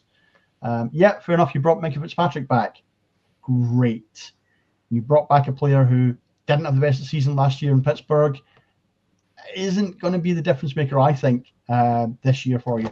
And to be fair, I did have to think about this one carefully because I did genuinely think maybe I could put the Seahawks in here because I think they'll go backwards. But the Dolphins are going to go backwards harder. You were 8-9 last year. I don't think you're winning more than 6 games this year. Oh, that is incredibly harsh. Now, I will say everyone's doubting us. I don't know whether you can put them as a flop team when everyone's saying they're going to be bad anyway. But I don't think we needed a draft with flashy names. I think, we got a guy on the defensive line to prove that. We got Jonas Surveyor in the second round. I think that we don't need a flash names. We need guys that are going to be on the field consistent.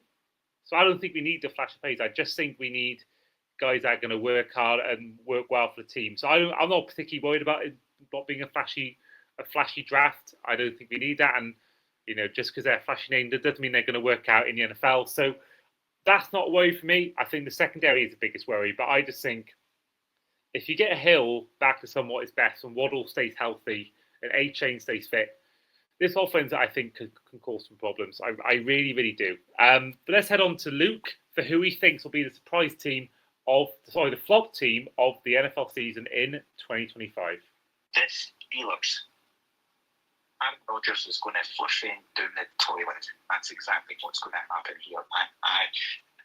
I'm not sure that'll be a surprise to anyone. It certainly wouldn't be to me, but I just think it'll be about week 3 before he throws everybody under the bus. That is not a shock to me at all. Luke throwing some Aaron Rodgers slander on the episodes. I think that's not a shock to me at all. It shouldn't be, because we all know that Luke hates the owner of the Bears. He absolutely hates him. He has hated them for years. And until one day he returns ownership to the Bears, he's always going to hate him. Well, let's head on to who we think will have the first overall pick in 2026. Now, Steve, who is this going to be for you? I really had to think hard on this one, because I mentioned earlier, there are 3 terrible teams this year. There's the Giants, there's the Titans, and there's the Browns, and all of them are absolute trash. There's no... The Giants maybe have the most upside in kind of having a Bill Carter and having Malik Neighbors, but there's just the rest of them are awful. And I had who would get first overall pick as being the Giants when I was thinking about this, because it's the Giants and their team going backwards, and to go backwards from where they were last year was really, really hard. But there is a bigger dumpster fire than the Giants, and that is the Browns. There is not a single positive I can say about the Browns this year, not even Myles Garrett. He had a big argument about his contract, threatened to leave, asked for a trade, got his deal, and is now basically going to be carrying a dumpster fire franchise on his back for 17 games. There is nothing positive about that offense. Even the guy that they drafted in Judkins, they still haven't signed a contract with him because he's still waiting in the NFL to announce the punishment for his conduct, even though he wasn't charged. Everything about that team is a mess. So there's no doubt in my mind that the first pick of the 2026 draft will go to, 2026 draft will go to the Cleveland Browns. Okay, well, let's head on to who Luke thinks will be the first overall pick in 2026. First overall pick in 2026. And if my friend Paul was listening, I'm really sorry. It's going to be the Titans. They are going to be utterly terrible. This really isn't a one-year fix. I think they'll be awful this year. I think there's a couple of other teams that could rival them, but I just think the Titans will be terrible. If you look at them, they don't have a lot of talent on either side of the ball. So I just think, one quarterback isn't good. There we are. That is Luke's prediction for the Titans to be the first overall pick in 2026. For me, I'm going for a different team as well. I'm going for the Saints. I don't have any faith at all. When you've got a first-year head coach who hasn't been a head coach before in the NFL, you've got a quarterback room, which is, I think, easily the worst in whether it's Tyler Shuck or whether it's Spencer Rattler. I think it's a team that has players who are old, players who are way past it, like Cam Jordan. Alvin Kamara it'll be the one shining light in their season, I think, Alvin Kamara, and if Chris Olave can stay on the field. But who's throwing the ball to him? 2 really underwhelming quarterbacks. So, for me, the Saints will have the worst pick, and they will go into the Pittsburgh draft as the number 1 overall pick. Now, we're going to rattle through, because of time constraints, our Rookie of the Year, Defensive Rookie of the Year, Offensive Player of the Year, and Defensive Player of the Year. So my Offensive Player of the Year, Rookie of the Year, I should say, will be Ashton Genty. My Defensive Rookie of the Year will be Abdul Carter. My offensive player of the season will be Justin Jefferson, and my defensive player of the year will be Aiden Hutchinson. Steve, take it away with yours. So offensive rookie of the year, I'm in agreement on Jeansy. It's not been a great, I think, rookie year this year. There are only 2 or 3 that I would say would come into contention. That's Hampton and McMillan. I think Ward's going to struggle because of his landing spot, not his talent. Defensive rookie of the year, there's only really 2 contenders here. If he plays defense, for me, it's Travis Hunter. I don't think he will, which means it's going to be Abdul Carter of the Giants. I'd love to see Jihad Campbell there, but I think our defensive players tend to come into their own in the second year, although obviously Cooper DeJean proved me wrong on that one last year. Comeback player of the year, offensive player of the year, Saquon Barkley, because last year he was amazing. No reason to think he can't do that again this year. Defensive player of the year, Myles Garrett. I say this every year because Myles Garrett is the talent in a horrific team. Plays a lot more defense than anybody else, therefore he gets better stats than anyone else, gets more tackles. And yeah, that's it. Did we say comeback player of the year? Not yet. That's still Not to yet. come. We'll do that next. Right. Before we go on to that, let's head on to Luke's predictions for these 4 categories. Offensive rookie of the year, I actually think it'll be Ashton Jeanty, or however you pronounce his name. I think even though the Raiders may not be very good, I think he will be. I had thought about maybe Cam Ward. I just think the team's so poor that he's going to really struggle. There's a possibility of a Marion Hampton or Travis Hunter possibly making it as offensive rookies. And I think out of those 2, I would say Travis Hunter might be the man that might potentially be the one that does it. But like I said, I just think the Titans are going to struggle so much that I don't see it. So I think I'm going to go with Janty. Defensive rookie of the year, I don't think you can really see past Abdul Carter. He looks amazing. There's something about him that I think is pretty special. And Travis Hunter might make it into the mix. But I hesitate, and again, I hesitate because the Titans are going to be so bad. But he might look like the best player in a terrible football team, so he might be an outside bet to do it. But I do think it'll be Abdul Carter overall. That's just my call on it. Offensive player of the year again is another really interesting one. Looking at the various odds and stuff, there's quite a lot of variety actually of players. A lot of people are going with Saquon Barkley actually, which I think is really interesting. I've got a sneaky feeling actually for Jamar Chase. So I think I'm going to go with Jamar Chase. I think he's going to have an excellent season this year, and I think he's going to be one of the guys that's going to be hard to look past when the final summing up comes. But it is going to be really difficult. I purposely haven't considered quarterbacks, because if I did, it would probably be Lamar Jackson. But I've covered him in the MVP. But I think Jamar Chase might be a really, really good shout. So it's interesting. McCaffrey's another one that I had thought about, because he's always going to be there or thereabouts. But I think Chase is going to be better because the Bengals are going to be quite good offensively. So that's my call. Defensive player of the year. Now there's quite a few candidates here actually. I think maybe Aiden Hutchinson's a good shout actually.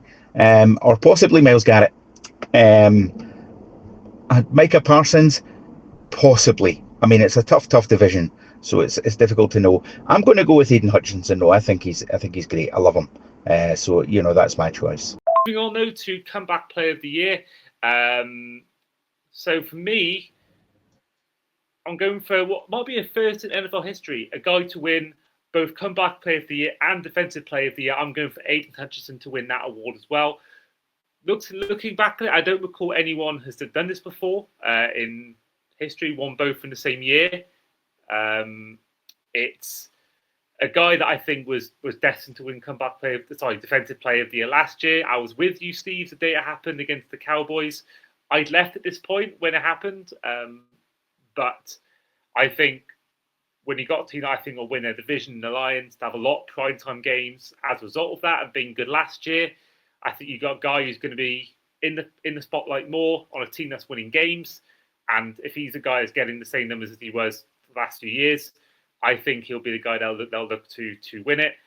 No one else really came to my mind. I always thought it would be him. To be honest with you, I don't recall anything. Maybe maybe Will Anderson is a dark horse shout, but I think for me, Hutchinson will win DP of the year, and I think comeback player of the year. I think it's, for me, you could argue maybe McCaffrey could be in that conversation.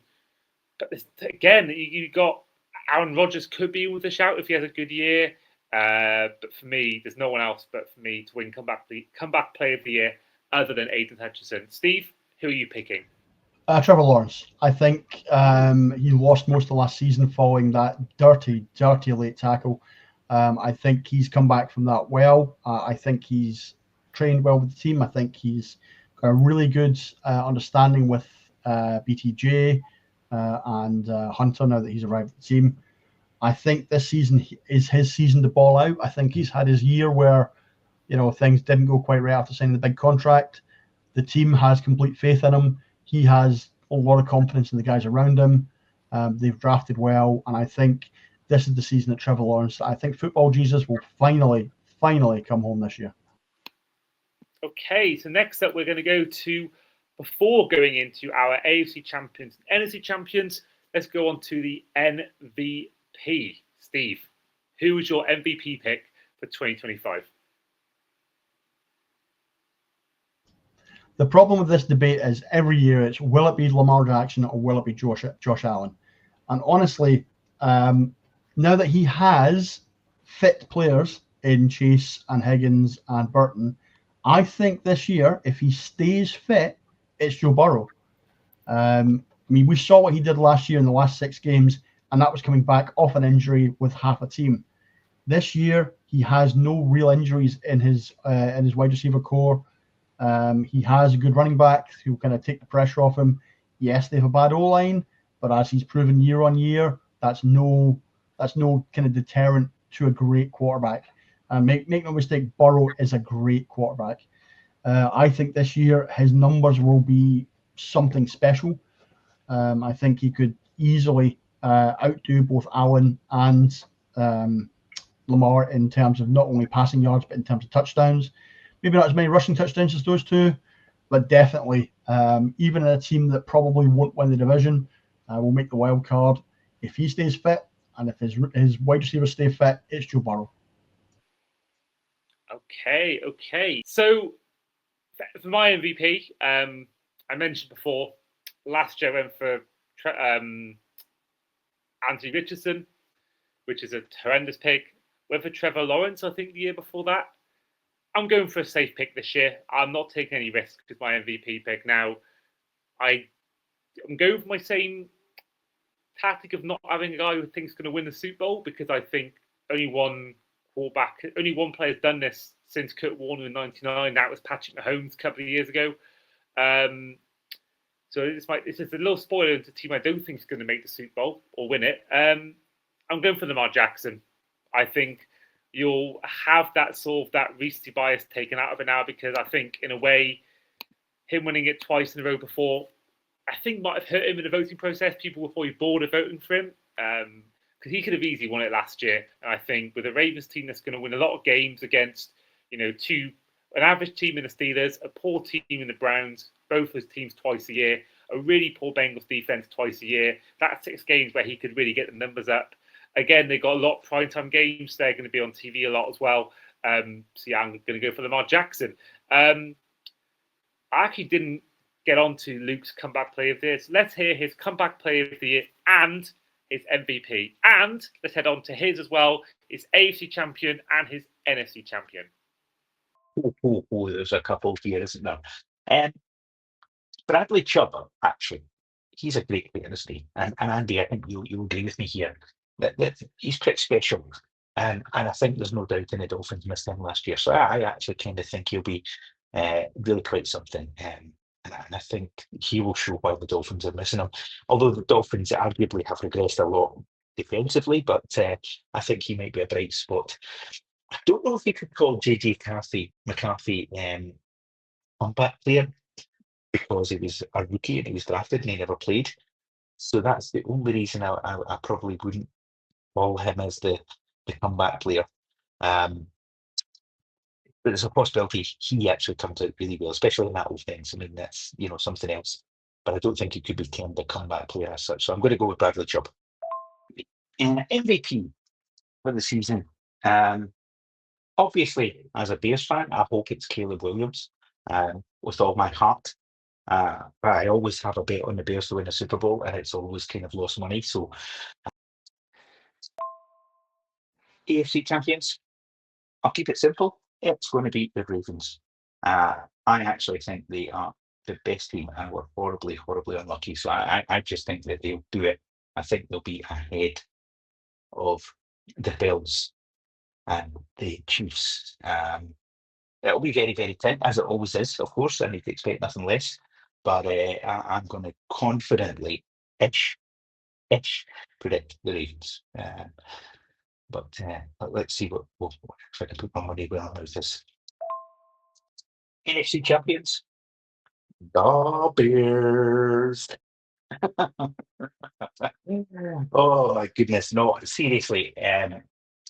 This is a really, really interesting question, isn't it? Because when you look at the various sort of possibilities of who could potentially win the Super Bowl and who could be the champions and stuff. I think it's really interesting. Yeah. I mean, look, I don't think you can look past the Eagles, to be honest with you. I think that they're still a great team.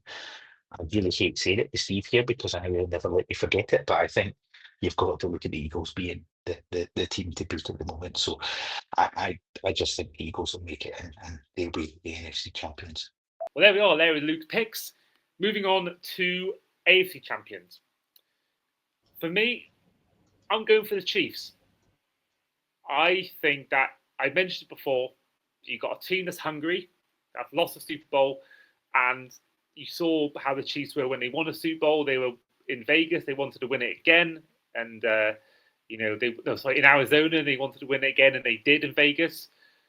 And I think the Chiefs, when you got Kelsey's last dance, they can give it one last go with Chris Jones there as well. I just think that there's one team in the league you don't want to upset or get angry, and that is the Chiefs. I think they're going to be hungry to make amends for last year because the performance they made in that Super Bowl was awful. Let's not get it straight. Those 21 points were fraudulent points because I feel like the Eagles almost stopped trying and played some secondary players and some backup players. So for me, I think you got the Chiefs. They'll be back. I think back to their best. I think they'll be the second or third seed. I don't think they'll be the number one seed. I think that will go to the Bills this season. But I just think the Chiefs, until they lose a playoff game at Arrowhead or in the playoffs that isn't the Super Bowl, who am I to write them off? So for me, give me the Chiefs to win the AFC. Steve, who are you picking to win the AFC? I had to really, really think closely on this one because the two teams that I think are capable of doing it are both serial chokers. I said when I was doing the AFC East that I felt that the Chiefs this year weren't as strong. Sorry, the AFC West, that the Chiefs weren't as strong and they maybe would have a Super Bowl hangover. I stand by that. I really was a coin toss for me whether or not the Bills or the Ravens would have this because I think they're going to be the 1 and 2 seeds. I think it's about time they broke that curse, and I think the Ravens will win the AFC. I mean, as a big Derrick Henry fan, I'm all for that. My ideal situation would be, if it's not the Dolphins, which it won't be the Dolphins, Bengals against Ravens, Joe Burrow, Mike Gesicki against Lamar Jackson and Derrick Henry. For me, that would be the ideal.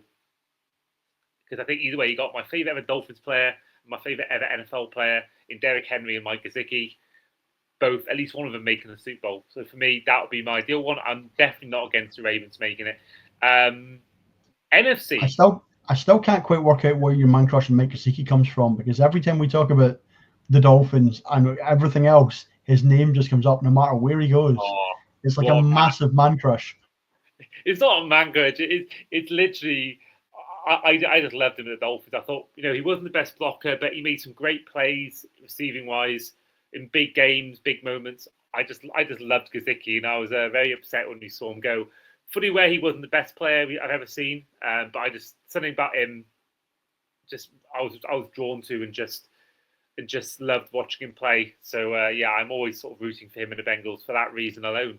Yeah, NFC, Steve. Is it the Eagles? Are your team winning the NFC once again this year? Of course we are. You don't even have to ask that question. You know full well where I'm going to go with the predictions for this season. Yes, the Eagles are going to win the NFC. Not only are we going to win the NFC, we are probably going to beat the Commanders again in the championship game.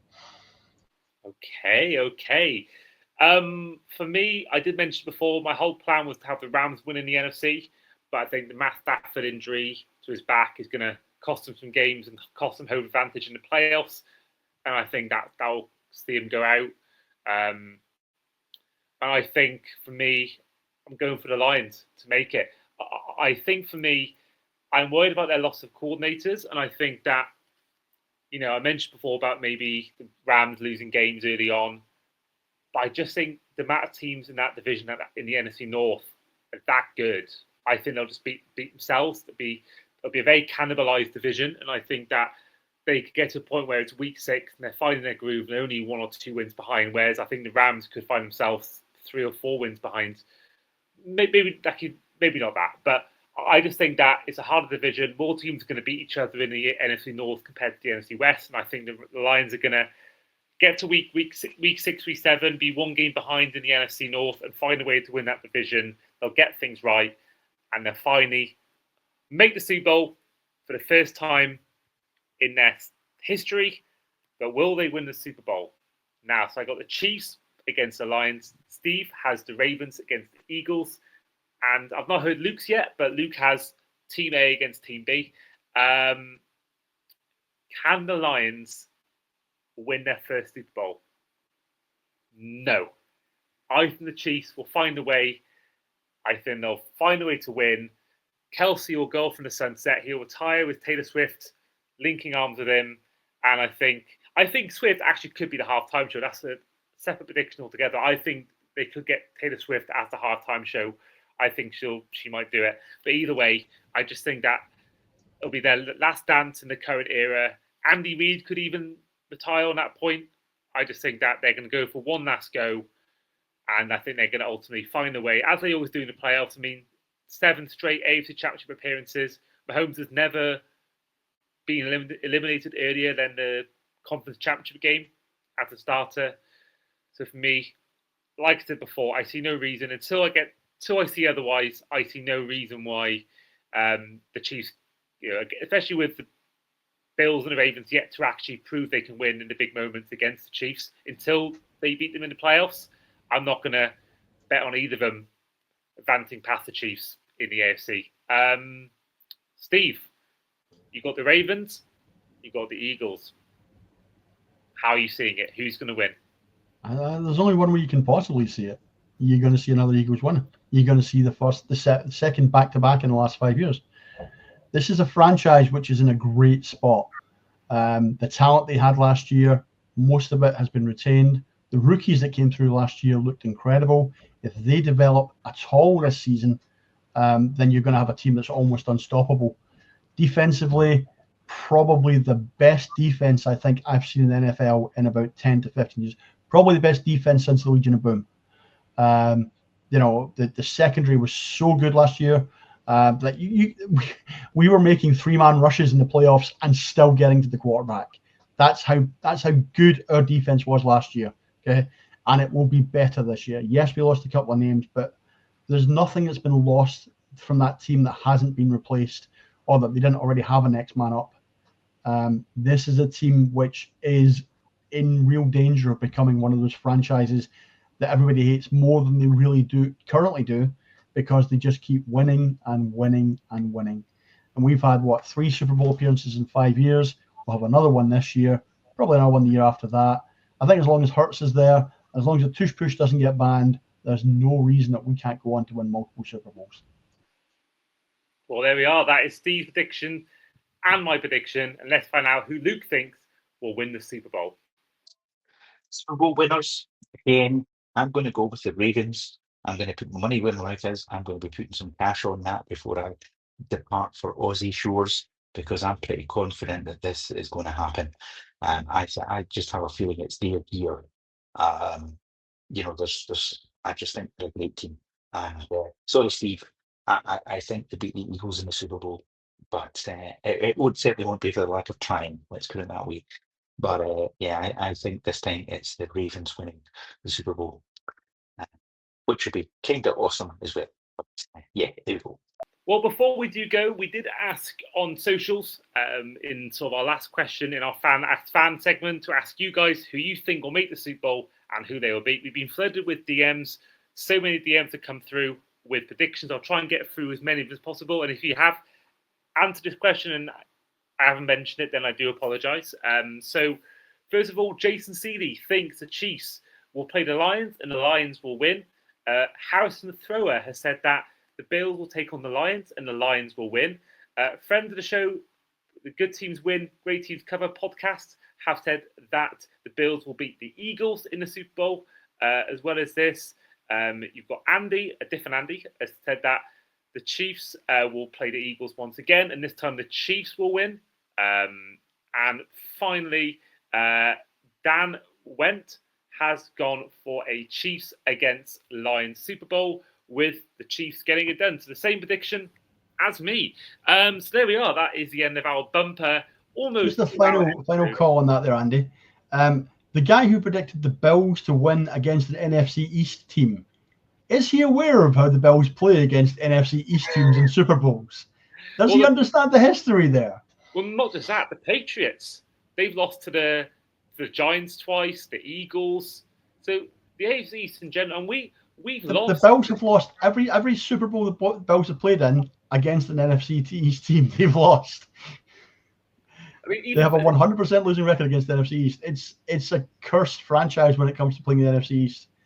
Even if the Commanders were to get to the Super Bowl this year, they would still beat the Bills. Well, I think that even going further than that, we have lost to the Cowboys. We've lost to the Commanders in the Super Bowl. The Patriots lost to the Giants twice, lost to the Eagles. I think the AFC East just can't seem to beat the NFC East at all. The Jets have won one. They played the Colts, which is obviously AFC against AFC, which is really weird. But yeah, it's not a good division for AFC East to face in Super Bowls. The Bills have played 4 Super Bowls. They played the Giants and they lost. They played the Commanders and they lost. They played the Cowboys twice and they lost. They are a cursed franchise against the NFC East. And if they get to the Super Bowl, they just have to pray they're not playing an NFC East team. But there we are. That is where we will end the episode. Steve, once again, thank you for coming on. Thank you very much for having me. These are always fun. I'm looking forward to the end of the season to see, because I think you're winning on these at the moment. I think you're 2-1-1, is it? You're definitely ahead of me and Luke. It was 1-1-1 before this last season started. And I can't remember actually. I think it was me. I can't remember who actually won last year, our predictions. But either way, it's close. We've all won one in the past. So, looking forward to seeing who wins it this season. I'm hoping it's me, especially for my surprise team. I hope that gets me all 3 points in our scoring system. Otherwise, this is where we'll end the episode. Thank you for Luke for sending in your voice notes, and good luck for your move to Australia. And Steve, thank you for coming on. But this has been the Across the Pod NFL podcast, our 2025 NFL season predictions episode. I have been, as ever, your host today, Andy Davis, with our guest in Steve McGuinness and also Luke Campbell via WhatsApp voice notes. And we'll see you guys for our week 1 preview. See you then. Bye-bye.